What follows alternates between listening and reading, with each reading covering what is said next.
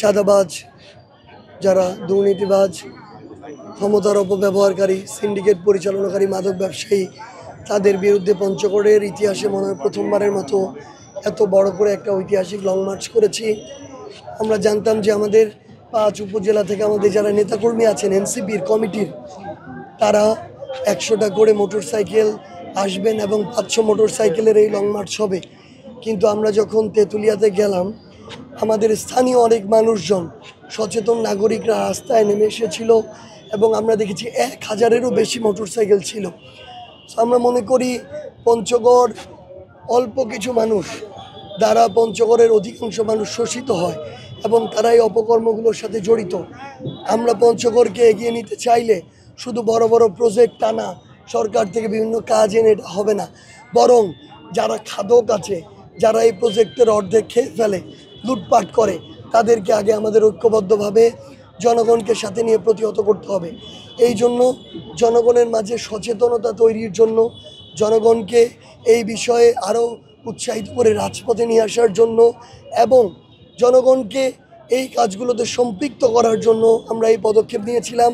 আপনারা দেখেছেন আমরা গ্রামে গ্রামে সরু রাস্তা দিয়ে গিয়েছি এবং প্রায় 150 কিলোমিটার অতিক্রম করেছি। আমাদের কাছে মনে হয়েছে পুরো পঞ্চগড় জেলায় আমরা এই মেসেজটি সরাসরি এবং অনেকাংশে আপনাদের মাধ্যমেও ছড়িয়ে দিতে পেরেছি।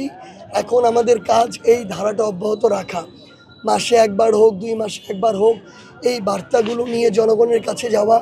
যেদিন 195 জন মানুষ জেগে উঠবে, ওই 5 জন শোষক নিপীড়ক আর জায়গা পাবে না, যেমনটা আমরা শেখ হাসিনার ক্ষেত্রে দেখেছিলাম।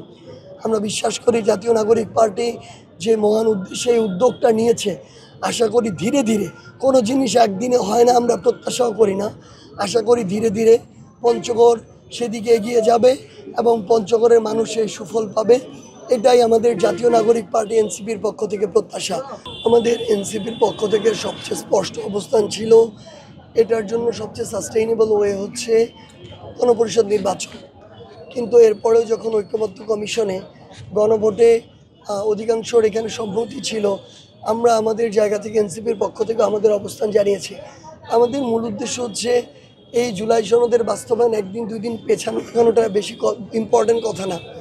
সবচেয়ে ইম্পর্টেন্ট বিষয় হচ্ছে এটার বাস্তবায়ন হওয়া, এটার আইনগত ভিত্তি থাকা এবং এটা তো জনগণের সনদ। সো জনগণ যেন এটা পায় সেটা নিশ্চিত করা। এটা যেমন আমাদের পক্ষ থেকে আমরা রাজনৈতিক দল হিসেবে চাই, এটা ঐক্যমত্য কমিশনকেও তাদের জায়গা থেকে নিশ্চিত করেই তারপরে দায়িত্ব ছাড়তে হবে।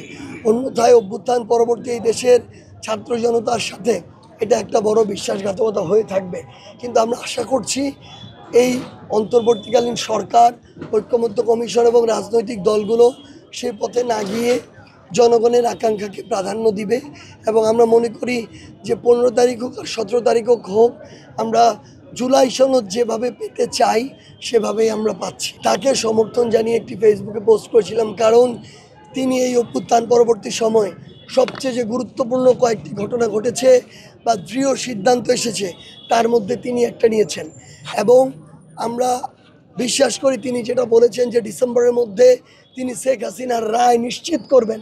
আমরা আশা করি সেই রায়ও তিনি তার জায়গা থেকে নিশ্চিত করবেন, একদম আন্তর্জাতিক স্ট্যান্ডার্ড মেনটেন করে। আমরা তার ওই পেশাদারিত্বের উপরে আমাদের আস্থাটুকু আছে, এই জন্য তাকে আমরা এই জায়গা আরও সমর্থন দিচ্ছি যে তার এই সাহস যেন তিনি ধরে রেখে দৃঢ় চিত্তে এই বিষয়গুলো জনগণের জন্য আদায় করে আনেন।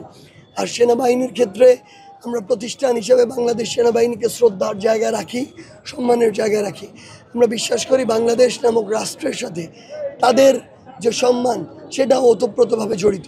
কিন্তু সেনাবাহিনীর কিছু সদস্য, অফিসার, জেনারেল বিগত শেখ হাসিনার সময় সরাসরি গুম, খুন, বিচার বহির্ভূত হত্যাকাণ্ড, আয়নাঘরের নিষ্পেষণ, নিপীড়ন এবং নির্মম নির্যাতনগুলো তাদের নেতৃত্বে তাদের দ্বারা হয়েছে। আমরা তাদেরকে আলাদা করতে চাই সেনাবাহিনী থেকে এবং তাদের বিরুদ্ধে আমরা ওই যথাযোগ্য ব্যবস্থা, শাস্তি আমরা এবং এই শাস্তির কার্যকর দেখতে চাই।